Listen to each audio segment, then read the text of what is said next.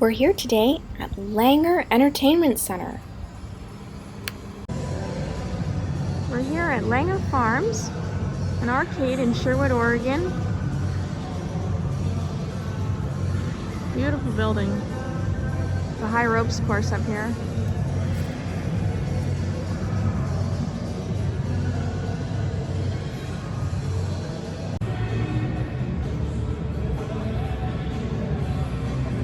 Bowling's closed, but it's set up like a rainbow. Really pretty.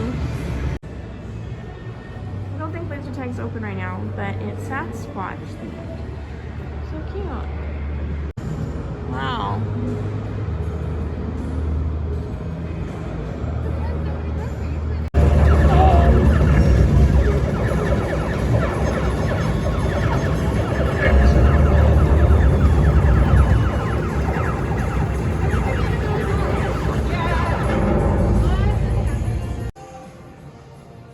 I don't know if it's weird to show restrooms, but when they're empty like this, I like to give everyone an idea. They're really nice and clean, beautifully themed.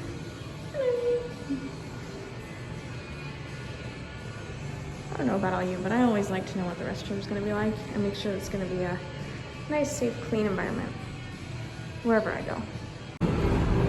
We also basically have this place to ourselves. There's like one other family here maybe. I don't think arcades are open in California, so this is really fun. My dad just informed me this is going to be a go-kart track. You see the go-karts in here on display waiting to go out. And they also plan to build a hotel somewhere over here. So this is a pretty big establishment. Just a closer look at those go-karts I was talking about. Really fun. Here's another one of the fireplaces that my dad put in. My dad's put fireplaces in most all of the cool, bigger buildings in the Portland area. So this has been really fun. It's a really cool place to go. Very rustic, very backwoodsy. It's all Oregon themed, all about the Pacific Northwest.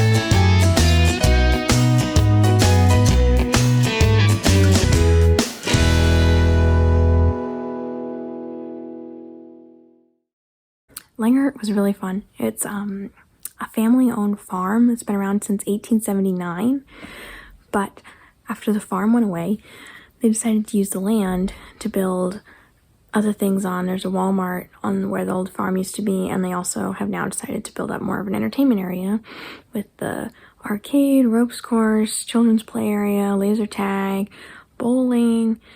There's 2 bars.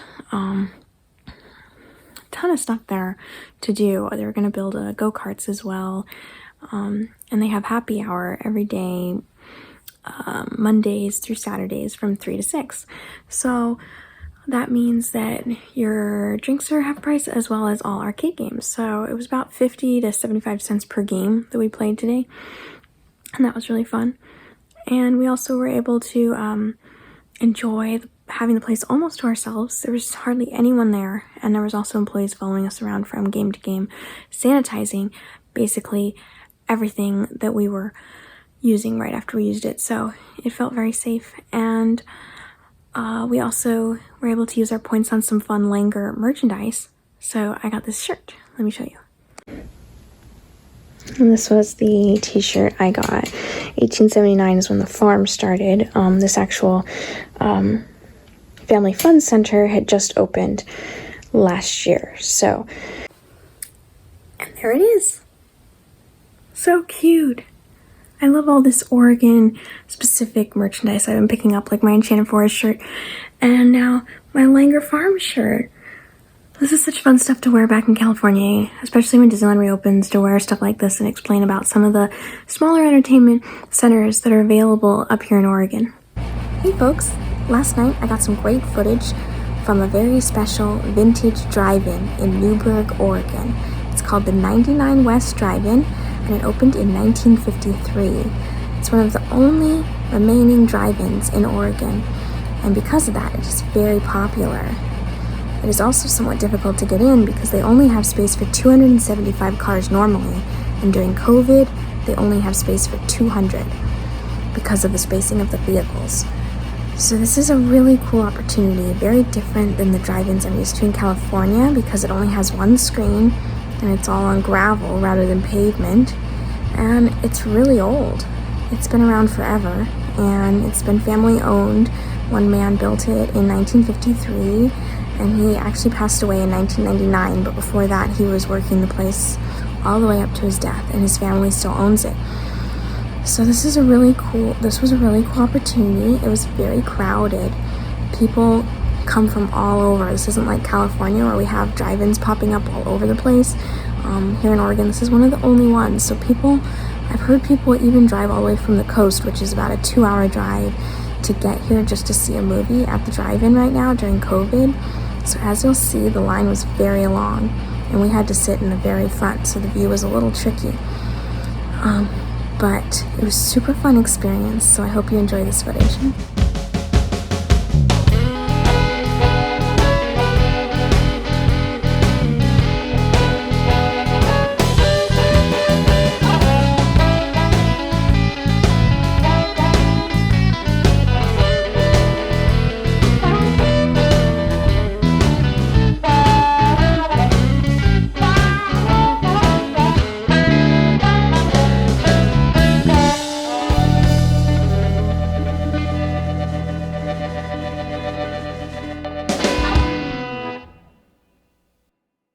Did you fail to dress up for tonight's show? No tie, an old shirt and slacks, a house dress? Well, don't give it a thought. We're glad you came as you are. We just want you to enjoy yourself.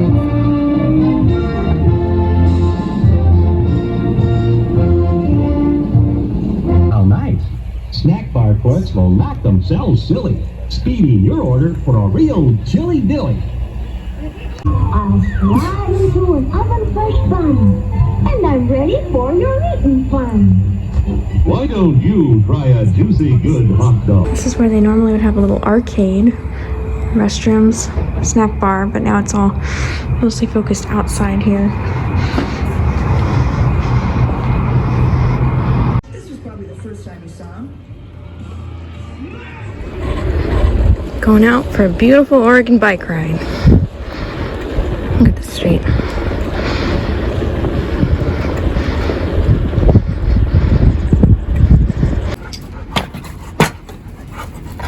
Be careful, Tucker. He loves this giant stick.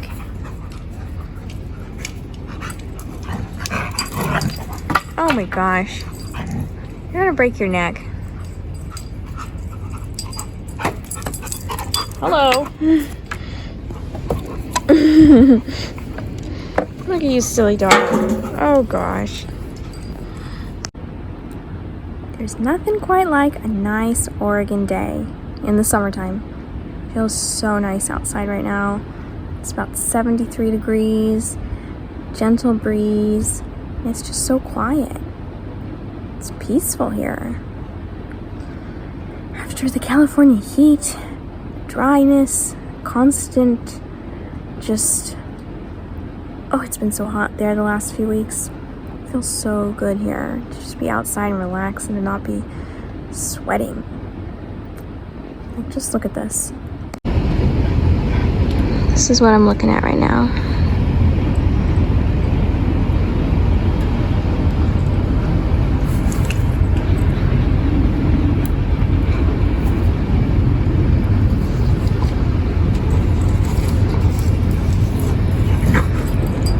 I'm just sitting here doing a puzzle, watching the dog knock himself out with a stick.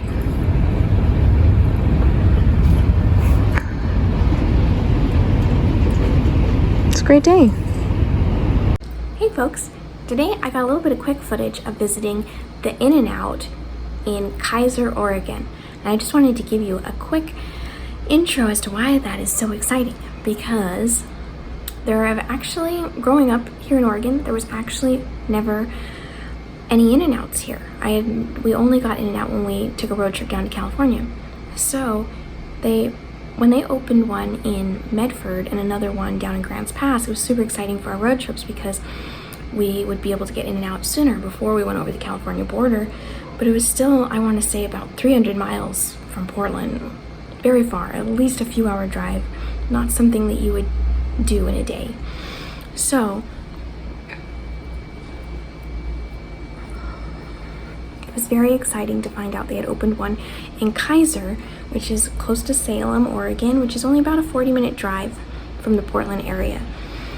So that's why this footage is really exciting to show you, of us really experiencing the first Portland area In-N-Out and kind of seeing how crazy it was. It was way more busy than any In-N-Out I've seen in California, so that was really interesting to see, kind of show what the line is like. It definitely was about at least 30 to 40 minute wait.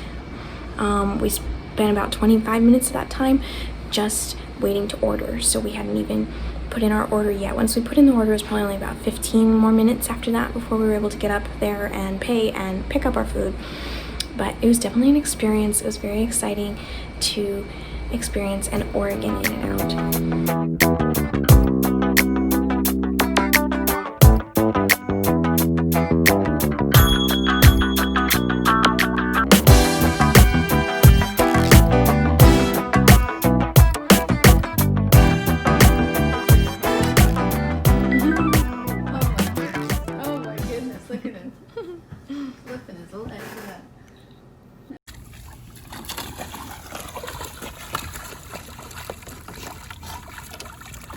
There he goes. Oh, you got it. Good boy. Nice job, Tucker. Here at Portland International Airport, they have a Lego version of the St. John's Bridge in downtown Portland. Crazy. Sorry for the glare.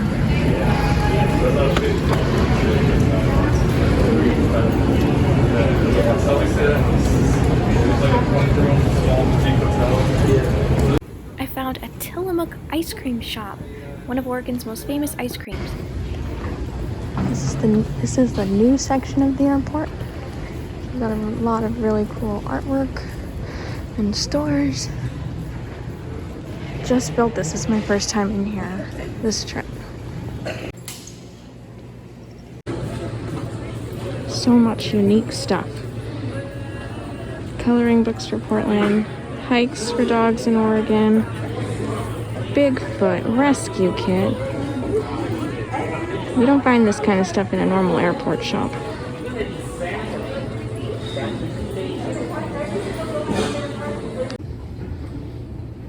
Bye, Oregon. It's been fun. Time to get back to California. Hey folks, I just got back home from my trip to Oregon and I just wanted to talk a little bit about how things went there. Ever since I moved away from Oregon, I've been missing it. I know originally when I left, I was very excited to get out and see more of the world and enjoy California, but there is such a charm and a culture around Oregon that I haven't really found in other states.